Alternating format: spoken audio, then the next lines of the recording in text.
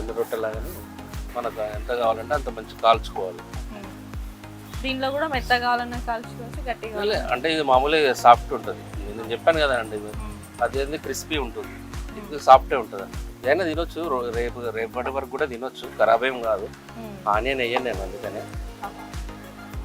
Onions like చేసే వాళ్ళు వేసుకోవచ్చు, కాకపోతే ఆనియన్ వేస్తే కొద్దిగా తొందర స్మెల్ వస్తుంది అని చెప్పి ఆనియన్ అంటే అప్పుడే తినవాలనుకుంటే ఆనియన్ వేసుకోవచ్చు.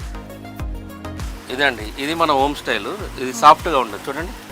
అంటే ఇది మనం ఆయిల్లో డీప్ ఫ్రై చేయలేదన్నమాట. ఇది ఆయిల్లో డిఫరెంట్, కొద్దిగా ఆయిల్ లైట్గా ఆయిల్ వేసారండి. ఇది సాఫ్ట్ ఉంటుంది. బాగుంది, మీరు కూడా ట్రై చేస్తారా? మీరు కూడా తినండి. నేను రోజు తింటాను. రోజు తింటాను. బాగుంది, మొత్తం బియ్యం పిండితో చేశారు ఇది. ఇందులో ఉప్పు కారం అన్నీ బరాబర్ సరిపోయింది. కొంచెం పచ్చిమిర్చి కూడా అక్కడక్కడ తగులుతుంది తింటుంటే.